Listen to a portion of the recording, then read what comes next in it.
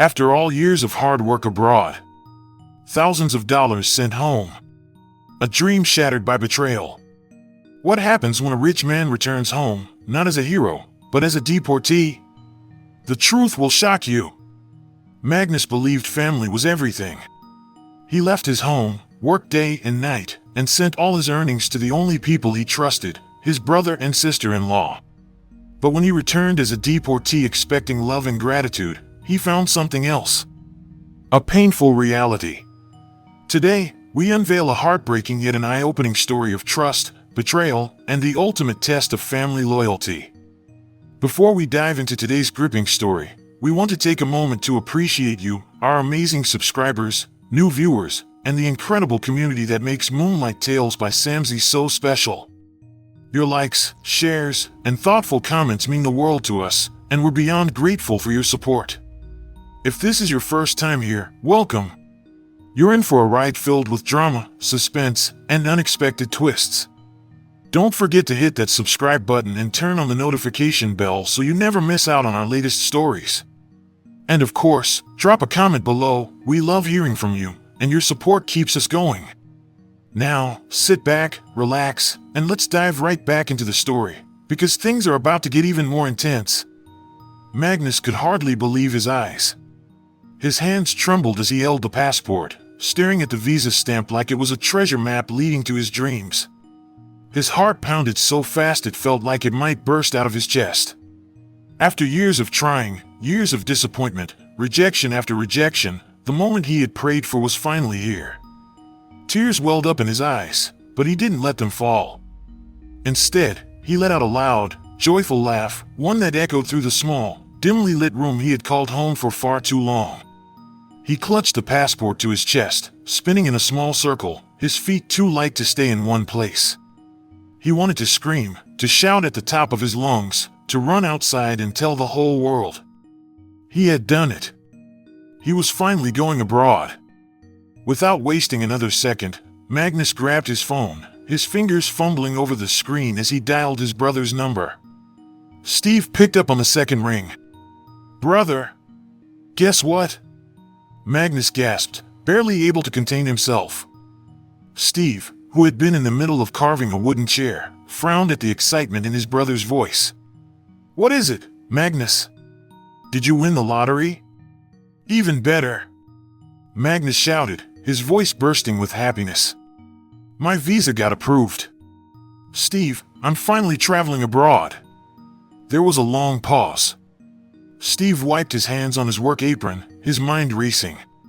His little brother, the same boy he had watched struggle, fight, and never give up, had actually made it.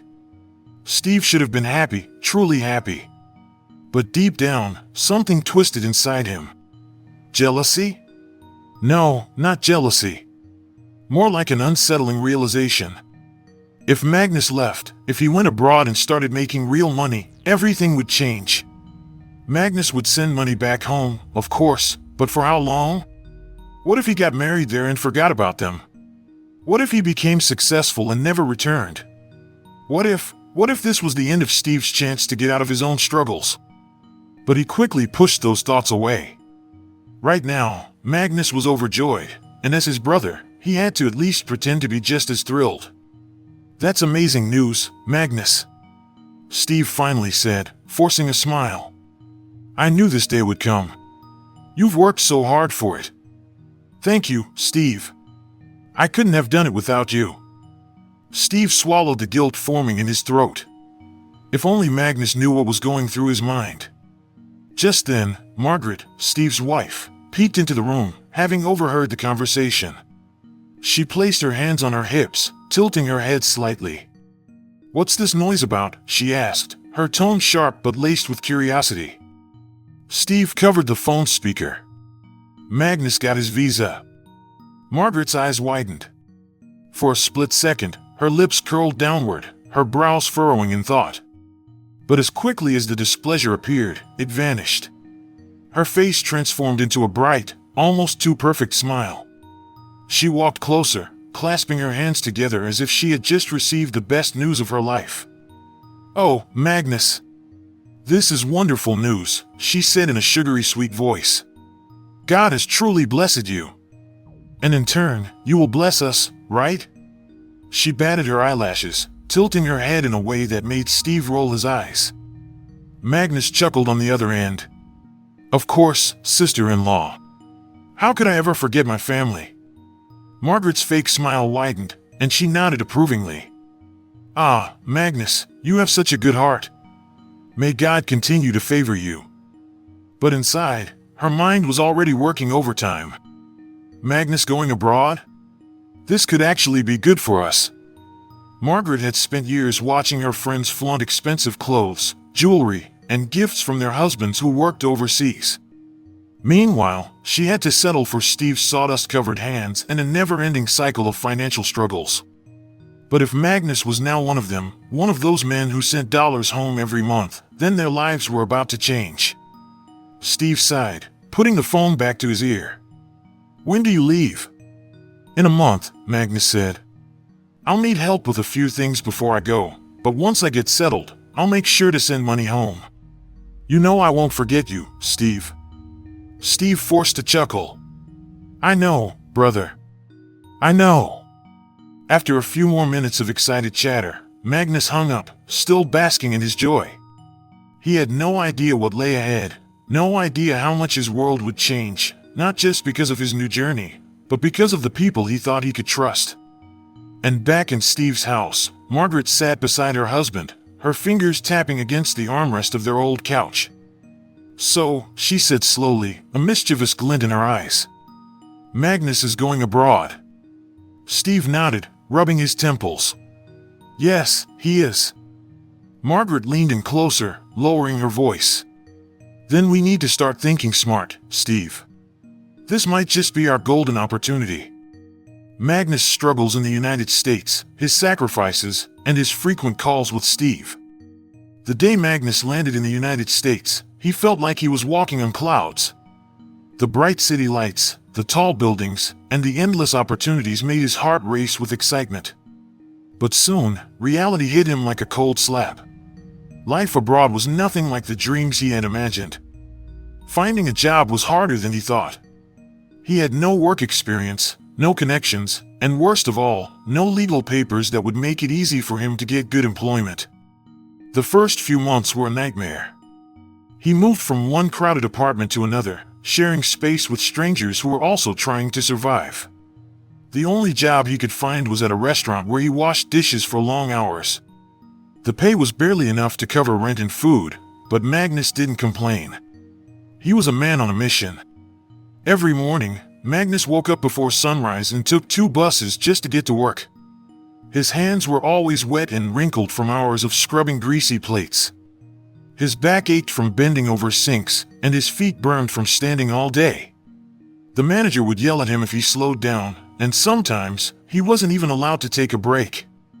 But Magnus didn't care. He kept going, reminding himself why he was there, to build his dream house and give his family a better life. Even when he was exhausted, he never spent money on himself. While his co-workers went out for drinks after work, Magnus walked straight home. He ate the cheapest meals, mostly bread and canned soup. He wore the same clothes for years, only buying new ones when absolutely necessary. Every single dollar he saved was sent back home. Despite the struggles, Magnus made sure to call Steve frequently. He wanted updates about the house. Every call started with the same excitement. Brother, how's the house coming along? Magnus would ask, his voice filled with hope. Ah, Magnus. My hard-working brother. Don't worry, the workers are doing a great job. The foundation is already set. Soon, the walls will be up. Steve would reply with confidence. Hearing those words gave Magnus the strength to keep pushing. He imagined a grand house standing tall, waiting for him when he returned. As the months turned into years, Magnus took on more jobs. He worked as a janitor at night, mopping floors in office buildings. On weekends, he woke up at dawn to help construction workers carry heavy cement bags. The pay was brutal, the labor was exhausting, but every extra dollar meant his dream house was closer to reality. But no matter how much he sent, Steve always had reasons for needing more. Brother, the price of cement has gone up. The workers are slow, but if we pay them extra, they'll speed up. We had some unexpected costs, but don't worry, everything is going well. Magnus never doubted him. Steve was family. And family never lies, right? There were days when Magnus felt lonely. He missed home, the familiar faces, and the warm meals his mother used to cook before she passed. Whenever he felt down, he reminded himself that his sacrifices were not in vain. Soon, he would return as a successful man, a man with a home to call his own. Little did he know, his sacrifices were being wasted. The beginning of greed. It all started with a whisper. A small, tempting idea that grew into something much bigger. One night, after the kids had gone to bed, Margaret sat beside Steve on their old, squeaky couch. She watched as he counted the latest money transfer from Magnus. The numbers on the screen made her heart race. "Steve," she said sweetly, placing a gentle hand on his arm. "We need to talk." Steve didn't look up. "About what?" he muttered, still focused on the transaction details.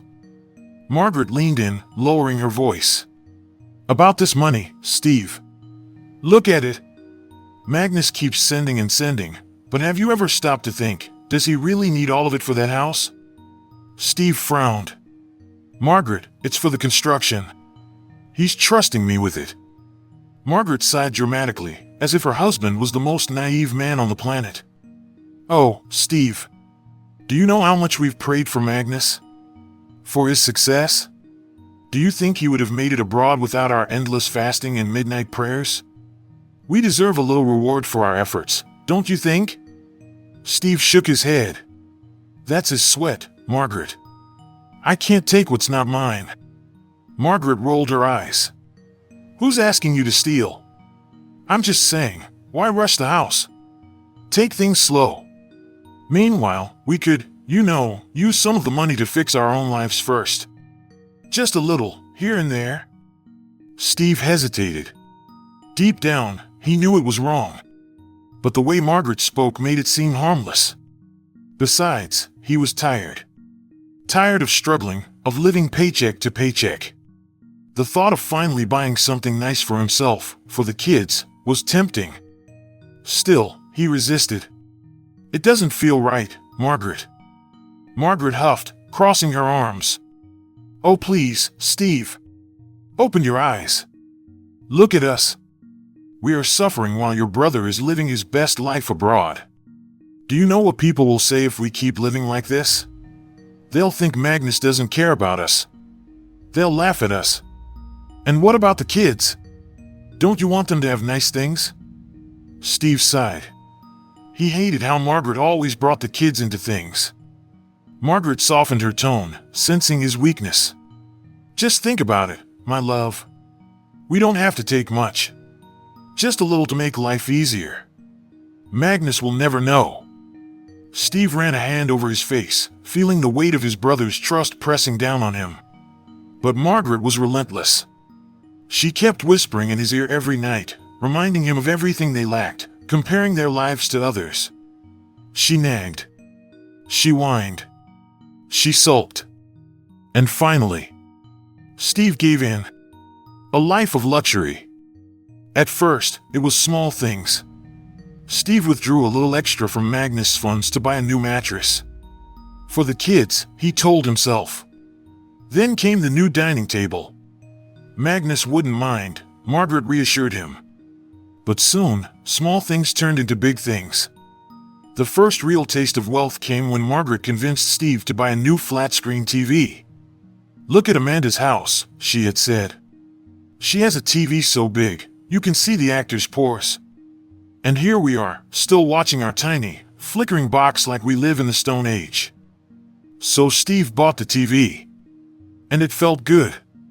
Then came the furniture upgrade. "Our couch is embarrassing, Steve. What if guests come over? Should they sit on something that looks like it belongs in a dumpster?" So Steve bought a new couch. Margaret, thrilled by how easy it was, pushed for more. Expensive curtains. A sparkling chandelier. New clothes for the kids. New clothes for herself. By the end of the year, Their once modest rental home looked nothing like before. The cracked walls had been repainted, the leaky roof repaired. Their children, once teased for wearing old clothes, now walked around in designer outfits. And Margaret? She was unrecognizable. Gone was the woman who used to nag about their struggles. In her place was a queen, adorned in expensive wigs, gold jewelry, and perfumes that left a trail wherever she walked. She no longer gossiped in the market with the other women. No, she had outgrown them. Instead, she found new friends, women whose husbands were successful, just like hers was now. "Margaret, you're glowing," they would say, envious. She would smile, flipping her hair. "What can I say? My husband is finally making wise choices." The lies grow bigger. Of course, they still had to keep Magnus convinced that his house was being built. So Steve became an expert liar. "Brother, the foundation is coming along well," he would say, sending a random picture of a construction site he found online. "Brother, we've put up the walls," he would add, showing a picture of a house that wasn't theirs. Each time Magnus asked for updates, Steve had a new excuse. "The workers are slow, the cost of materials has doubled, the weather is bad." And Magnus, trusting his brother, believed every word. The more money Magnus sent, the more comfortable their lives became. The kids went to better schools. Margaret started hosting lavish dinners. Steve stopped working as much, since there was always money at home. Life was perfect. But deep down, Steve couldn't shake the guilt. Every time he looked at his phone and saw Magnus' name pop up, his stomach twisted. He told himself he would stop soon. Just a little more, and then he would finally focus on the house. But greed is never satisfied. And little did they know, Magnus was starting to suspect something. The elaborate lies Steve told Magnus about the house's construction progress. At first, Steve had no intention of deceiving his brother.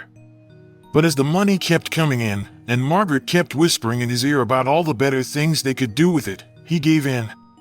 It started small, just a little delay here, a minor excuse there. But soon, Steve found himself tangled in a web of lies so thick, even he started to believe them. Each time Magnus sent money and asked for updates, Steve had a new story ready. "Brother, the foundation is done. We've poured the concrete, and it's solid as a rock." In reality, the land remained untouched.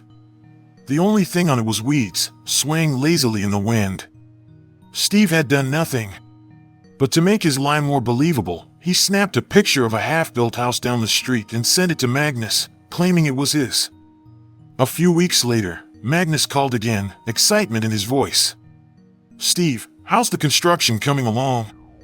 Steve smiled as he leaned back in his new leather chair, bought with Magnus' money. "Oh, it's coming along nicely, brother. We've started putting up the walls. The workers are really fast." The truth? There were no workers. No walls. Nothing. Steve had spent the money renovating his own rented house, buying a big flat-screen TV and a new refrigerator. But Magnus, thousands of miles away, had no way of knowing. Then came the lie that sealed everything. Magnus, eager to see progress, asked for a video of the house. This time, Steve knew a simple photo wouldn't be enough. So, he took a short video of someone else's house. He had found a large, unfinished building nearby and recorded a slow walk around it. "Here it is, brother.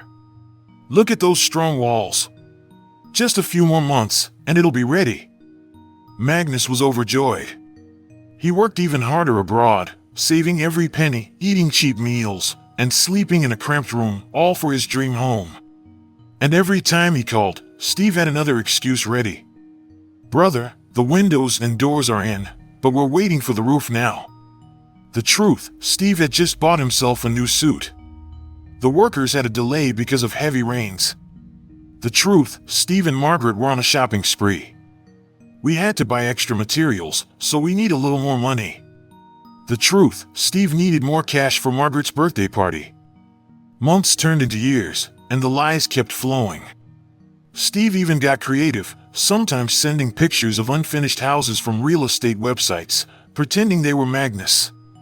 He made up stories about the workers taking breaks for holidays, cement running out, and permits taking longer than expected. "Brother, you know how this country is, things take time." And Magnus, trusting his only family, never questioned it. Until one day, he did. It was a small mistake on Steve's part. In one of the pictures he sent, a neighbor's house could be seen in the background, a house Magnus knew wasn't near his land. That was the first crack in Steve's perfect lie. Magnus grew suspicious. And when his friend Daniel finally checked the land, the truth came crashing down. The land was empty. No house. No walls. No workers. Just an open field of weeds and years of betrayal. Magnus had always trusted his brother, Steve. After all, they had grown up together, struggling side by side. Steve was the only family he had, and Magnus believed with all his heart that he wouldn't betray him. But lately, something felt off. At first, the signs were small, things Magnus could easily brush off as misunderstandings or mistakes. But as time passed, they became harder to ignore.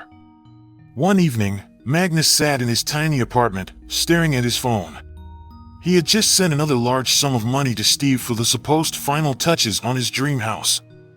He scrolled back through their messages, rereading Steve's words. "The workers are almost done. Just a few more weeks, brother. You'll love it." Magnus smiled, but a strange feeling sat in his chest. Something wasn't right. The delayed pictures. For months, Magnus had been asking Steve to send updated pictures of the house. Steve always had an excuse. "Brother, I forgot my phone at home today. The network is bad. I can't send pictures right now. It rained heavily, and the workers didn't go to the site today." At first, Magnus didn't think much of it. But then, one day, he insisted. "Steve, send me a video of the house. Walk around it. Show me everything." Steve hesitated. A whole day passed before he finally sent something, a short, shaky video of the exterior. Magnus watched it over and over, something gnawing at his mind. The grass around the house looked too neat, like it had been maintained for years. The paint on the walls looked too perfect. Where were the workers? Where were the tools? Then, Magnus noticed something strange. In the corner of the video, there was a man in a suit stepping out of a sleek black car. That didn't make sense. Why would someone in a fancy car be at his construction site? Magnus paused the video and zoomed in. His stomach twisted. The man was holding keys, house keys. Not construction tools, not blueprints. That wasn't his house. The suspicious requests. Steve had been asking for more money lately, and always in a hurry. "Brother, send $3,000 quickly. The workers are threatening to stop. Another $5,000, please. We need high-quality tiles. Brother, I just need $2,500 more, and it will be perfect." Magnus found it odd. He had already sent enough money to build a mansion twice over. Yet, every time Steve asked for money, it was urgent. Then one day, Magnus decided to test him. "Steve, I don't have any more money right now." Steve's reply came faster than usual. "What? But the house isn't finished yet. You can't stop now, brother." For the first time, Magnus sensed panic in Steve's voice. It wasn't the reaction of someone handling an actual construction project, it was the reaction of someone afraid of being caught. The talk with Daniel. That night, Magnus couldn't sleep. The uneasy feeling had grown into full-blown suspicion. He grabbed his phone and called Daniel, his childhood friend who still lived in their hometown. "Daniel, can you do me a favor? Go to my land tomorrow. Check on the house for me." Daniel agreed without hesitation. The next day, Magnus waited anxiously for Daniel's call. When the phone finally rang, his heart pounded. "Brother, I don't know how to say this." Magnus sat up straight. "Say what?" "There's no house, Magnus. Nothing. Just empty land with overgrown weeds." The room spun. Magnus felt like the air had been sucked out of his lungs. "That's impossible," he whispered. But deep down, he knew it wasn't. He had seen the signs. He just hadn't wanted to believe them. His hands trembled as he ended the call. For 3 years, he had worked like a slave abroad, sending every penny home. For 3 years, he had believed in Steve's words, trusting him without question. And for 3 years, Steve had been lying. Magnus clenched his fists. His heart pounded with rage, betrayal, and disbelief. He wasn't going to call Steve. No, that would be too easy. Instead, he booked the next flight home. It was time to confront the truth face to face. Daniel had always been a loyal friend to Magnus. They had grown up together, shared childhood dreams, and looked out for each other like brothers. So, when Magnus called him one evening, asking for a favor, Daniel didn't hesitate. "Brother, I need you to check something for me," Magnus said, his voice laced with uncertainty. "You know that land I bought? The one Steve is building my house on?" "Yes, of course," Daniel replied. Magnus hesitated for a moment before continuing. "I need you to go there and take some pictures. I just want to see the progress." Daniel found the request odd. If the house was being built, why would Magnus need an outsider to check on it? Shouldn't Steve, his own brother, be keeping him updated? Still, he agreed. The next morning, Daniel set out to find the land. As he approached the area, his heart pounded. He had seen the pictures Steve had sent to Magnus before, grand, impressive, almost too perfect. But as he reached the supposed construction site, his stomach twisted. Nothing. The land was completely untouched. No foundation, no bricks, no workers. Just tall, overgrown grass swaying lazily in the wind. It looked exactly as it had years ago when Magnus had first bought it. Daniel couldn't believe his eyes. He stood frozen for a moment, then pulled out his phone and began taking pictures from every angle. His hands shook with anger. He wanted to believe there had been some mistake, that maybe he was at the wrong location. But deep down, he knew the truth: Steve had lied. Determined to gather more proof, Daniel walked around the neighborhood. He spotted an elderly man sitting under a tree and approached him. "Good morning, sir," Daniel greeted. The old man nodded. "Good morning, my son. How can I help you?" "I'm looking for some information. Do you happen to know if any construction has been happening on this land?" Daniel asked, pointing to Magnus' plot. The old man chuckled. "Construction? My boy, I've lived here for over 20 years. That land has been sitting empty all this time. Not a single brick has been laid." Daniel clenched his jaw. That was all the confirmation he needed. He thanked the man and left quickly, his mind racing. On his way home, Daniel stopped by a cafe, pulled out his phone, and composed a message to Magnus. "Brother, I don't know how to tell you this, but you need to prepare yourself. There is no house. Nothing. The land is untouched, just like the day you left. I even asked around. Your brother lied to you." He attached all the pictures he had taken and sent the message. Back in his tiny apartment abroad, Magnus heard his phone buzz. He picked it up eagerly, expecting to see pictures of his nearly finished home. But as he opened the message, his breath caught in his throat. His hands trembled as he scrolled through the images. Weeds. Bare land. No construction. No workers. No mansion. His heart pounded violently against his chest. He stared at the pictures, hoping they were fake, hoping it was some kind of misunderstanding. But Daniel's words burned into his mind. Your brother lied to you. Magnus felt sick. All these years, he had trusted Steve. He had sent every penny he could spare, believing his brother was building his dream home.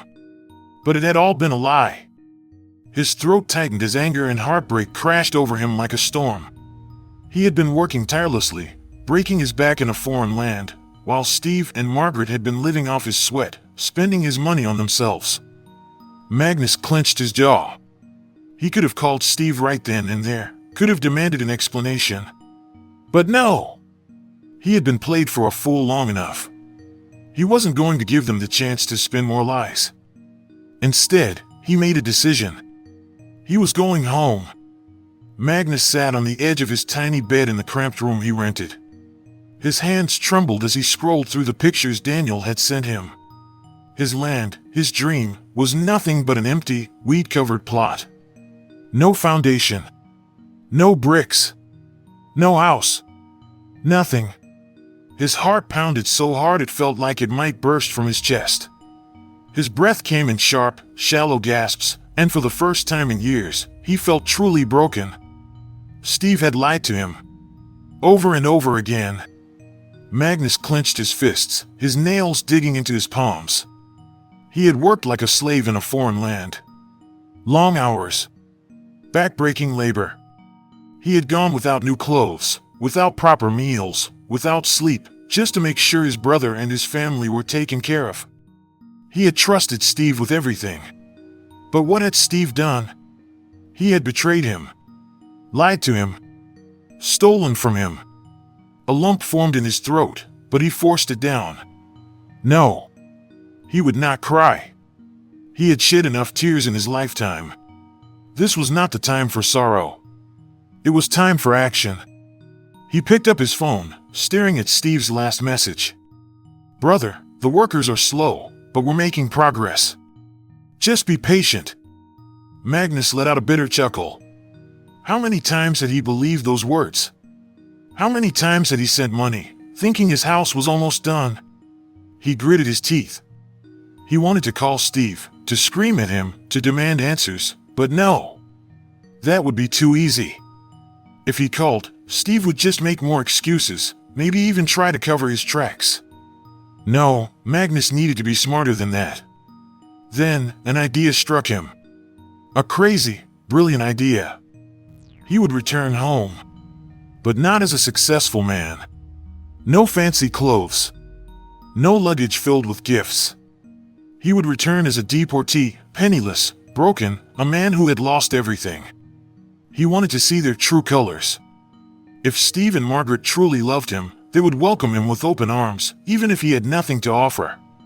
But if they had only cared about his money, well, he would soon find out. With his mind made up, Magnus sprang into action.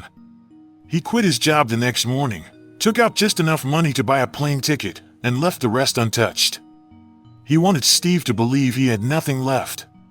He packed a small bag with only a few worn-out clothes, leaving behind anything that made him look like a man who had once prospered. He didn't even tell Daniel about his plan. No one could know.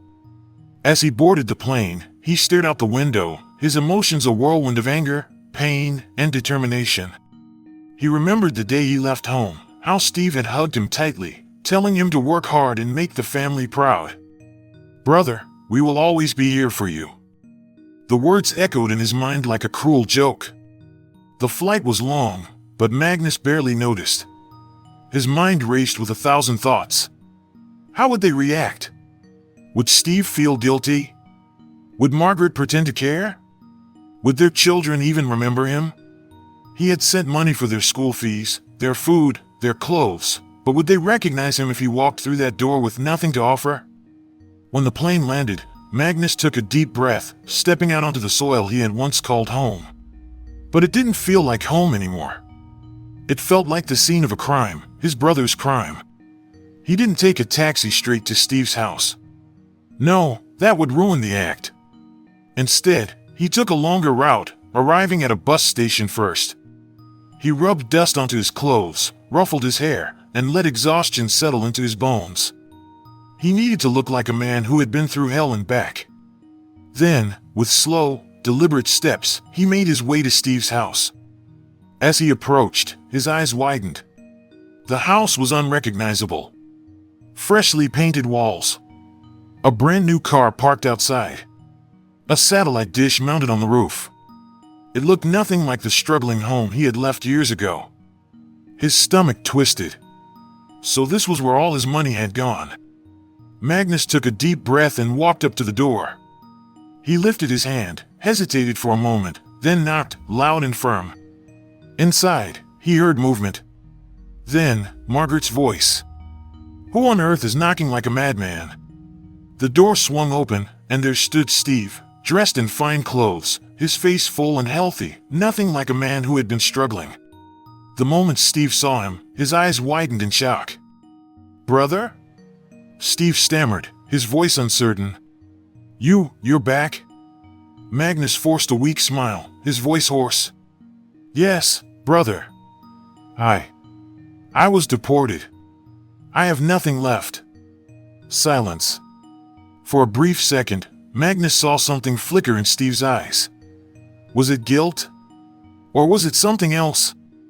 Then, from inside, Margaret's voice rang out. "Steve, who is it? We have guests coming soon. Tell whoever it is to leave." Magnus clenched his fists, ready for the truth to unfold.